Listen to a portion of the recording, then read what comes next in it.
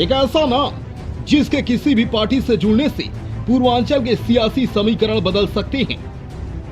ब्राह्मण राजनीति के साथ साथ पावर एंड क्राइम पॉलिटिक्स से भी उनका नाम जुड़ा हुआ है। जब कभी सत्ता के अपराधीकरण की चर्चा होती है तो सबसे पहले नाम आता है हरिशंकर तिवारी।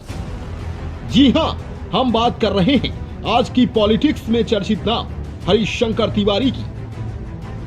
एक दौर में मोस्ट वांटेड रहे हरिशंकर तिवारी ने ही माफिया गिरोहों के सरगनाओं को सत्ता की राह दिखाई थी। हरिशंकर तिवारी ने ही यूपी की पॉलिटिक्स करने वालों को सिखाया कि कैसे जरायम की दुनिया से नाता रखते हुए भी कानून से कबड्डी खेली जा सकती है। जुर्मे संगीन का काफिया है, यूपी के जरायम का माफिया है। 80 के दशक में ये नारे गूंज रहे थे।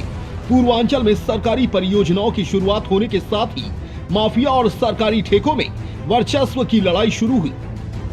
कुछ ही साल में इटली में पैदा हुआ गैंगवार शब्द पूर्वांचल की पहचान बन गया।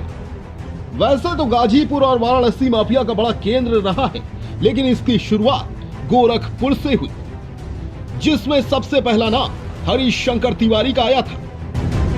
सत्ता का किंग मेकर बनने की दास्तान। हरिशंकर तिवारी का नाम राजनीति के अपराधीकरण के जन्मदाता के रूप में आता है, जिनका नाम अपराध जगत में तो 1980 के दशक में ही चर्चा में आ गया। मगर यूपी की सियासत में तहलका तब मचा जब 1985 के विधानसभा चुनाव में हरिशंकर तिवारी जेल में रहते हुए चुनाव जीत गए। पूरे देश में यह पहला मामला था जब कोई माफिया जेल में रहकर चुनाव जीता था। वो दौर था जब तत्कालीन प्रधानमंत्री इंदिरा गांधी के खिलाफ जेपी ने मोर्चा खोल रखा था। इस दौरान छात्र जेपी के साथ इंदिरा गांधी का विरोध कर रहे थे, लेकिन छात्र आंदोलन के इस चरम दौर में भी पूर्वांचल में कुछ अलग चल रहा था। पूर्वांचल में माफिया की लड़ाई शुरू हो चुकी थी। कॉलेजों और विश्वविद्यालय के छात्रों को माफिया ने अपना टारगेट बनाया। माफिया ने छात्रों को हथियार पहुंचाए और छात्र संघों की राजनीति में सीधा दखल दिया। इसके बाद पूरा गोरखपुर जातीय आधार पर दो हिस्सों में बंट गया। अपराध की सियासत का जन्मदाता।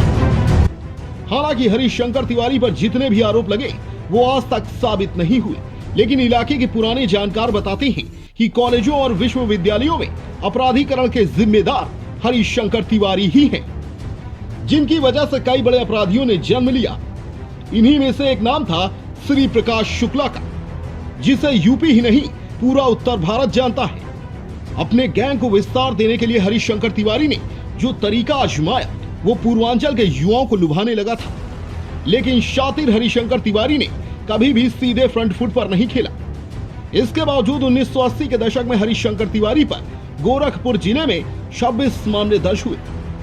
वीरेंद्र प्रताप शाही की हत्या के बाद तो मानो पूर्वांचल के अपराध जगत में हरिशंकर तिवारी का नाम सबसे बड़ा हो गया। हालांकि इस हत्याकांड के साथ ही पूर्वांचल में राजपूत बनाम ब्राह्मण का एक नया संघर्ष भी शुरू हो गया, जिसके केंद्र में हरिशंकर तिवारी रहे।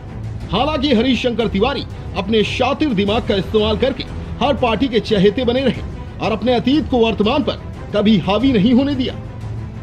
बहरहाल इस बार भी लोगों की निगाहें तिवारी के हाथे पर टिकी हैं।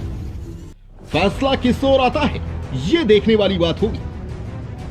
अगर आपको ये स्टोरी पसंद आई हो तो हमारे चैनल को लाइक और सब्सक्राइब करना ना भूलें।